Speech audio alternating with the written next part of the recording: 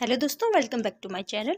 दोस्तों, जब कभी हम बीमार होते हैं तब हम इस तरह की मार्केट से दवाइयाँ लेकर आ जाते हैं, जैसे कि सर्दी जुकाम या फिर बुखार की दवाइयाँ ले आते हैं। तब हमें जितनी भी दवाइयों की जरूरत पड़ती है तब इसमें से हम ले लेते हैं। उसके बाद हम इसे ऐसे ही छोड़ देते हैं। उसके बाद हमें जब फिर से दवाइयों की जरूरत पड़ती है तब फिर से हम इस पैकेट में से निकाल लेते हैं। लेकिन जब कभी भी आप इस दवाई के पत्ते में से दवाइयाँ निकालना शुरू करें तब आप यहाँ से नहीं, इस साइड से निकालना शुरू करें, क्योंकि नीचे वाली साइड से दवाइयों की एक्सपायरी डेट लिखी होती है। क्योंकि आप अगर जब कभी भी दवाइयाँ यहाँ से निकालना शुरू करोगे तब इसकी एक्सपायरी डेट जो यहाँ पे लिखी होगी वो यहाँ से फट जाएगी और इसकी एक्सपायरी डेट भी आपको पता नहीं चलेगी। और साथ ही में आपको ये भी नहीं पता चलेगा कि ये दवाइयाँ एक्सपायर हो चुकी हैं या नहीं। अगली टिप में दोस्तों, जो हमारे घर में बड़े बुजुर्ग होते हैं और वो इस तरह की अक्सर कोई ना कोई दवाइयाँ लेते रहते हैं और इन दवाइयों के पीछे आपने अक्सर देखा होगा बहुत ही बारीक बारीक जानकारियाँ लिखी होती हैं जिन्हें हम आसानी से नहीं पढ़ पाते हैं।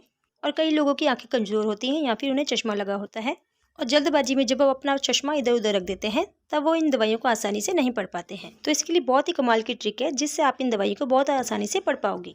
तो इसके लिए आपने क्या करना है, अपने मोबाइल का कैमरा ऑन कर लेना है और इस तरीके से इन दवाइयों की फ़ोटो ले लेनी है। इसके बाद आप इन फ़ोटो को इस तरीके से जूम करके देखिए, आपको इसके अंदर जितने भी छोटे छोटे वर्ड्स होंगे वो आसानी से दिख जाएंगे। तो आप इस ट्रिक का यूज़ करके आपकी दवाइयों के ऊपर जितनी भी छोटी छोटी जानकारियाँ लिखी होंगी उन्हें आसानी से पढ़ पाओगे। अगली टिप में दोस्तों, मेरे पास यहाँ पे कुछ खाली दवाइयों के रैपर्स हैं जिन्हें हम फेंकेंगे नहीं, इन्हें भी हम बहुत ही बढ़िया तरीके से यूज़ करेंगे। जैसे कि दोस्तों, हम मिक्सी के जार को लगातार यूज़ करते रहते हैं, तब लगातार यूज़ करते करते इस जार की ब्लेड की धार कम होती जाती है। तब ये जो दवाइयों के सिल्वर फॉयल वाले रैपर होते हैं इन्हें हम अक्सर डस्टबिन में फेंक देते हैं। आप ऐसा बिल्कुल भी मत कीजिए। आप इन दवाइयों के रैपर को इस तरीके से छोटे छोटे टुकड़ों में कट करके इस तरीके से मिक्सी के जार के अंदर डाल दीजिए और इसका ढक्कन लगाकर 2-3 बार ऐसे ही इसे चला लीजिए।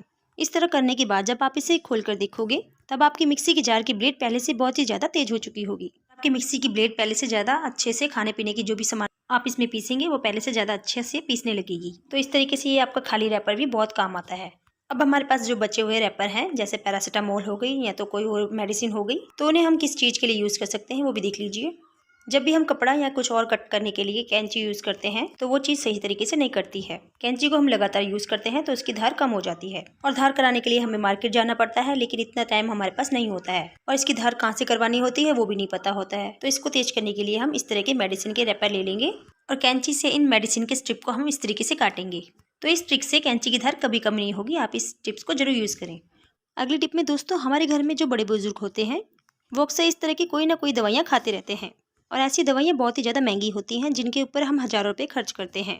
इसके बाद जब हम इन दवाइयों को खाना बंद कर देते हैं या फिर ये एक्सपायर हो जाती हैं तब हम क्या करते हैं, इन दवाइयों को फेंक देते हैं, जिसकी वजह से हमारे इन जो दवाइयों के ऊपर हज़ारों रुपये लगे होते हैं वो भी ख़राब हो जाते हैं। अगर आप भी ऐसा सोच रहे हैं कि इन दवाइयों को फेंक दें तो आप ऐसा बिल्कुल भी मत कीजिए। आप इन दवाइयों को बहुत ही बढ़िया तरीके से यूज़ कर सकते हो। आप इन दवाइयों को खाने के लिए यूज़ मत कीजिए, आप इन दवाइयों को घर के कामों के लिए यूज़ कर सकते हो। तो आपके पास जितनी भी एक्सपायर्ड दवाइयाँ हैं उन्हें इस तरीके से यूज़ कर लीजिए। तो जैसे कि मैंने यहाँ पे एक पैरासीटामोल यूज़ की है और इसके साथ मैंने अलग से एक टैबलेट यूज़ किया है जिसकी वजह से इसका कलर चेंज हो गया है और साथ ही में मैंने इसमें थोड़ा सा गर्म पानी का यूज़ किया है। इसके बाद आप इसे अपने वॉश बेसिन में डाल दीजिए, क्योंकि वॉश बेसिन ऐसी चीज़ होती है जिसमें हम हाथ मुँह धोते हैं, कुल्ला वगैरह करते हैं। इसका जो पाइप नीचे जाता है उसमें से काफ़ी सारे कीड़े मकोड़े और काफ़ी सारे कॉकरोचेस निकलते हैं। तब ये आपका बहुत अच्छी तरीके से कीटनाशक का काम करता है। रात के टाइम इसमें जितने भी कीड़े मकोड़े निकलते हैं वो इसकी वजह से मर जाते हैं। तो थोड़ा सा बचा हुआ पानी हम सिंक में भी डाल देंगे ताकि इसमें भी जितने कीड़े मकोड़े हों, कॉकरोचेस हों, वो भी मर जाए, क्योंकि सिंक जो हमारे किचन में होता है इसकी सफाई करना भी बहुत जरूरी होता है।